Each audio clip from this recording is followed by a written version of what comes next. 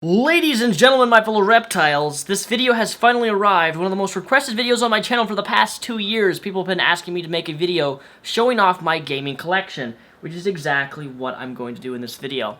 However, before we begin showcasing all of my games, which I'm only about 13% done in my video game collection since 2003, Audible.com is a company hosted by Amazon that hosts thousands upon thousands of audiobooks for your listening entertainment and enjoyment. If you haven't seen the movie Gone Girl, I'd recommend go seeing that in movie theaters. It recently came out starring Ben Affleck and is phenomenal, but little did I know is that after seeing that movie that it was actually based upon the book. The book I've been listening to through Audible.com, through their audiobook, and let me just say that the book is phenomenal, and the movie is equally on par with the actual book itself. It's not often that you can have a movie as good as the audiobook or the book itself, but this certainly does exactly that. If you use my vanity URL right below, audible.com/MrRepsion, you will in fact get a 1-month free trial of audible.com along with a free audiobook of your choosing, and I'd recommend Gone Girl. Anyways, video games. So the first game right off the top of my video game box is a sealed copy, quote sealed, which are very, very hard to find because most of all these games are not sealed, and if you get advantage to get them sealed, you usually pay a hefty price tag. I've been trying to get Pokemon Yellow sealed for a very long time, but they usually go for a few $100s, and it's not exactly cheap to want to try to collect every single Pokemon game that's ever came out in existence sealed. But this is my sealed copy of Pokemon Gold version for Game Boy Color. Still an absolute classic. I'm not too much. I do play the more recent games that have come out for the Nintendo 3DS of Pokemon X and Y, but ultimately the original Pokemon games is where my nostalgia is. That's where my childhood was growing up playing the Game Boy Color and playing these Pokemon games. And I'm not too much of a fan of the newer games that come out with the newer systems. I prefer the old ones. Next up, we have a not sealed copy. Actually, I remember this was sealed. This was a sealed copy, as several of the games I'm going to show you were in fact sealed when I first got them, and I just collected them and held on to them very, very safely and protected them. This is Pokemon Sapphire version, another great game for the Game Boy Advance. Game Boy Advance, Fire Emblem. Not sealed, but still it's worth a lot of money. The box is in perfect condition. Literally no wear on this little guy at all. Another Fire Emblem game. If you've never played either of these Fire Emblem games, I really recommend you do because they're great. If you like kind of RPG games, then you're going to love these. The new Fire Emblem for the 3DS was phenomenal. Here we have an original Game Boy Pocket. This is like, I don't think this is the original. I think there was one before this. I may be incorrect though. There's a lot of different versions of the Game Boy. But this particular one is the original black and white. And I still have this, and it still works. I'm surprised it works because I threw this around. When I first got this, I was a very angry gamer, and I would actually throw my Game Boy when I'd get mad at it, and it still works. No scratches on the screen. I don't know how it doesn't have any scratches on the screen, considering how much I beat it up. I also have the classic Super NES Game Boy Advance SP. Game Boy Advance SP was a phenomenal little Game Boy. I love that console. They actually have a 3DS NES version coming out on October 10th, I believe. I'd recommend picking that up because that's going to be one of those rare 3DS consoles that sells out really fast and then sells for a lot of money. On to the next game, since this is also on the top of the box, and some people are going to freak out over this one. I wish I could have gotten this sealed, but unfortunately, I am not rich, and this has been a collection, remember, since 2003, that, I can't spend lots of money on all these things at once. And it is a complete copy. It has the instruction manual, it has the map, it has the original stickers. The original stickers, which is something that you don't find very often, having the original stickers that have not been opened or used. Yes, guys, this is Earthbound. Price tag of $64.99. And I believe I bought this, I don't remember when I got this, but I paid a hefty price tag for this complete copy. And this is a big box because it has the big manual, it has the map and everything. So this is not a normal size Super NES box for your video game console. But everything's in this, I assure you. I'm not going to take things out because I don't want to damage anything, and these things are too... these are worth too much money for me to just open up every time I want to show someone. It's all there. This next game I'm about to show you is one of my all-time favorite classics. It is a game that goes deep down in my heart and kind of made me into the crude, vulgar person that I really am. No, not really. But I was actually never allowed to play this game growing up because my parents were very strict on the games that I would be allowed to play on the N64, as that was my first gaming console, and that is known as Conker's Bad Fur Day. This is not sealed, but it's a complete copy. You'll notice something about my not sealed games is that they're in excellent condition. They have literally no wear and tear on these boxes. They're not ripped. They're not anything. These are pristine copies because I collect comic books and I collect video games. Maybe I'll do a comic book collection thing, but that would probably take an hour long because I have hundreds of comics. But this game is one of my favorites, made by the people who made Banjo-Kazooie, by a company that used to be great, known as Rare. And it's rare that you get a company that's as good as Rare. But Rare was bought out by Microsoft, and then they just kind of disappeared into the distance and never made any good video games once they got bought out. But Conker's Bad Fur Day. Next up, we have a sealed copy of the one and only, very, very hard game. Actually, it took me beating this game on an emulator with save files in order to officially beat this game, and that is known as Super Metroid for the Super Nintendo. This is a sealed copy of one of my favorite game franchises known as Metroid Prime. It's right here. Now, obviously, this is not the original. By original, I mean the NES version. I've been wanting to get the NES Metroid game for a very long time, but getting a sealed copy of that this is hard to get a sealed copy of, but getting an NES version of this sealed is even far more expensive and far more rare, just because how old the game is and how much of a classic and well-known game this is, that it's really hard to find sealed copies. So here she is. These next two games, everyone will know these. I'm not going to explain them or elaborate on them. They're simple. They are, here we go, The Legend of Zelda, Majora's Mask, and Ocarina of Time. Both complete with all their manuals, everything. And here's another complete copy of The Legend of Zelda for the Super Nintendo, A Link to the Past. Another one of my favorite Zelda games. In fact, this probably goes on to one of my favorite Zelda titles, was Link to a Past, Four Swords, and Skyward Sword.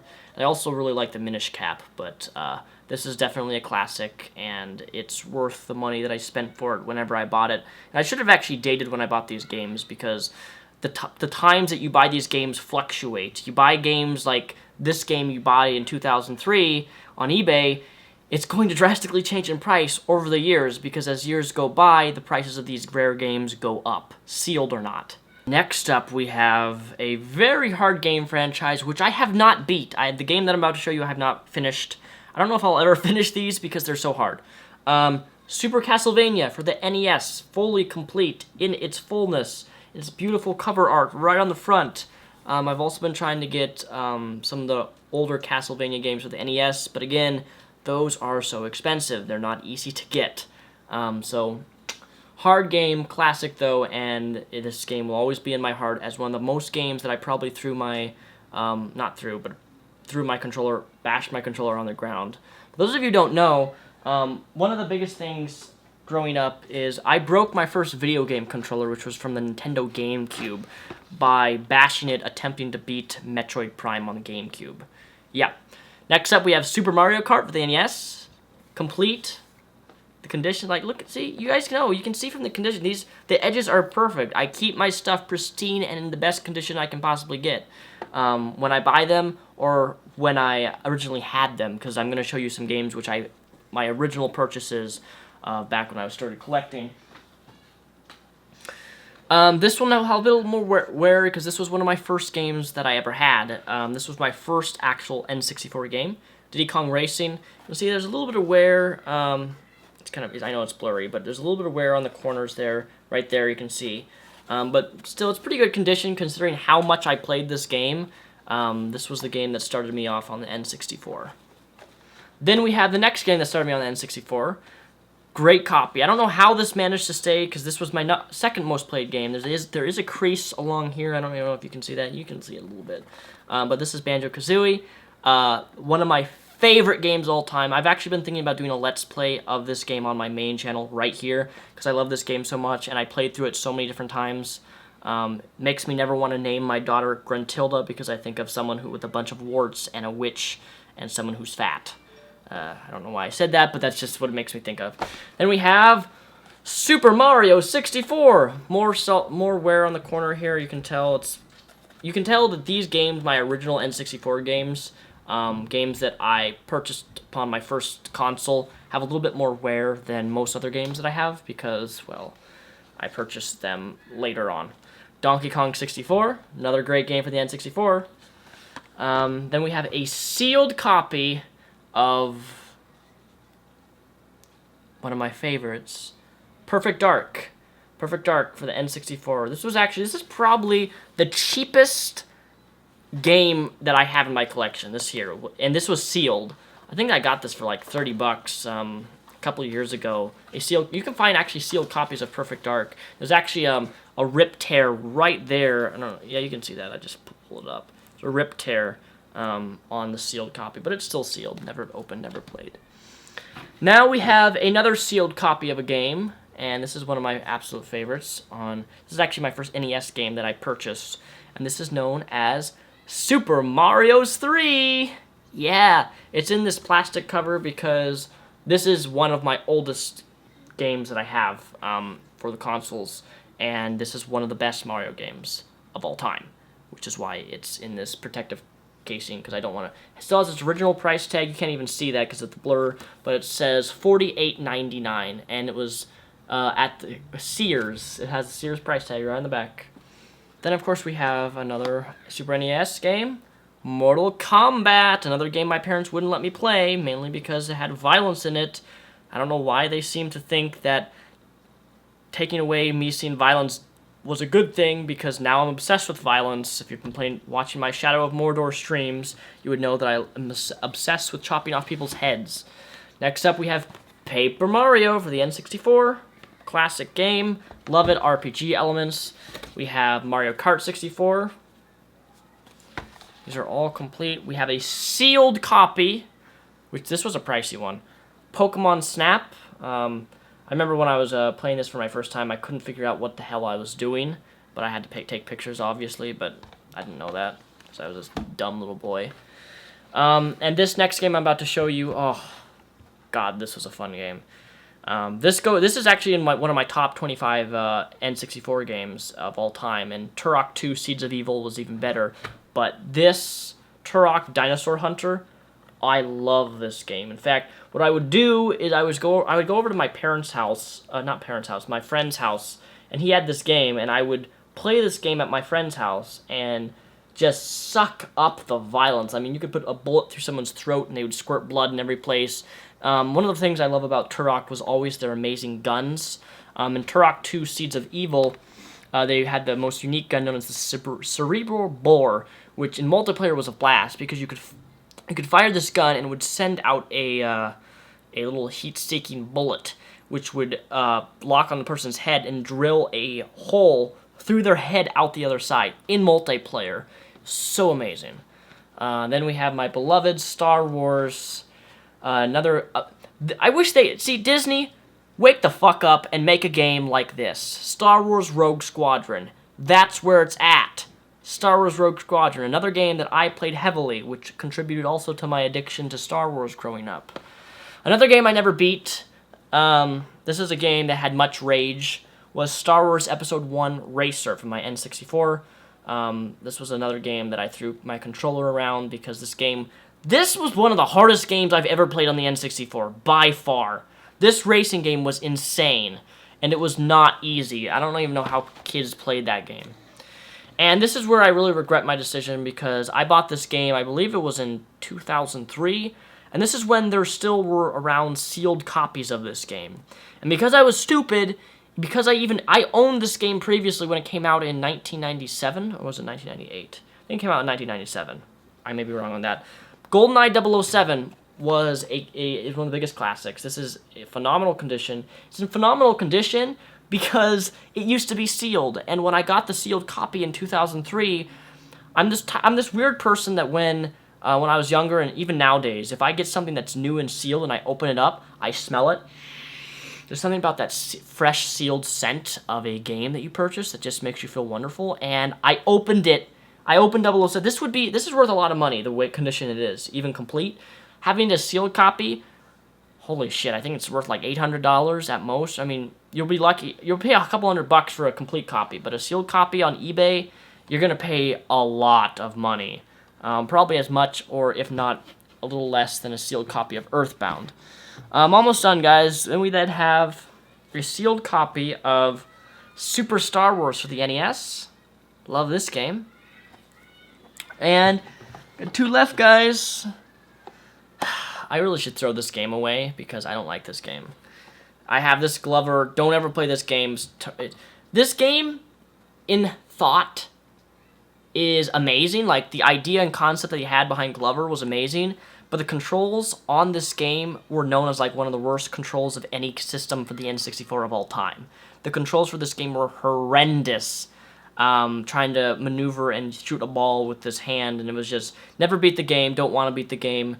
I remember watching Josh Jepson go through his Let's Play of this game, and I give him kudos for that because I would not have the patience for this game at all. It's beyond hard, and with the controls being as shitty as they are, it's not easy. And this was... I remember this game. This is my one time I got scammed off eBay. So I bought this game off eBay thinking that it was a complete copy, which it was a complete copy. The difference is they took it from a shot like this, from an angle, and they had the edges pushed in like this so you couldn't see it, but look, see that? The box is ripped. The end of this is ripped, which when I got it, I was pissed. I'm like... This is the first game I've ever purchased that has a ripped box, and he didn't advertise that in his auction. And he took a really deceptive photo to where it looked like it has the instruction booklet and everything, but this was just unacceptable, and I was pissed off. But I said, you know what? Hey, all my games are in pristine condition. I can accept one N64 game that is not perfect. So that is my video game collection, ladies and gentlemen, with reptiles. I know this was kind of a long video, but that's all that I have, and as I mentioned, this is only about 13% done. That is because my collection goes like this. I have certain collections that I want to collect. I want to collect my favorite top 25 Super NES games, my super favorite top N64 games. I think, actually, the majority of the games that I showed you were my N64 games, and those are like my near-finished complete collection. I only have a few more N64 games I need. I think Kirby Crystal Shards, and I think 2 or 3 more. There's another, is it not Pokemon? Pokemon Stadium I need to get for the N64 sealed. Then I think for the most part my N64 collection will be finished of my favorite N64 games of all time. But I want to get the top 25 games of every console in existence. That goes for Atari, that goes for NES, that goes for Sega Genesis, that goes for Dreamcast, it goes for all the consoles. Because I played games like mad growing up as a child. And all of these games, I just love games because video games. I could show you my Steam library. I'm not really proud of my Steam library, although I have like 300 games on that, simply because I have a lot of money invested in my Steam account, which I don't play the games that I owned, and that's what I hate about digital video games, unless it's a game that I'm going to play a lot, like Super Smash Bros. For the 3DS. I bought that digitally because that's a game I'm always going to be playing. But buying games on Steam, I waste money on a game that once I beat, I uninstall it. That's why I bought Shadows of Mordor for my PlayStation 4, because when I complete the game, then I can sell it on eBay and get 40 or 50 bucks back if I sell it when the game just comes out. Where if I buy it on PC, I waste 50 bucks. I beat the game, unlock everything. Whoop-de-doo, can't get my money back. There you go. There you guys have it, ladies and gentlemen. This has been my video game collection. This has been my #1 requested video for a very long time. If you guys want my comic collection video, let me know in the comments down below, and I can try to organize that. That would take a very long time because I have to get everything out in all the boxes. I guess I would just show you series by series, not individual comics, because if I did individual comics, I'd have an old man beard by the time we'd be done. So, thank you guys for watching. My name is Mr. Repzion, also known as Daniel Soulsbach. Peace to rip out, and have a fantastic Monday.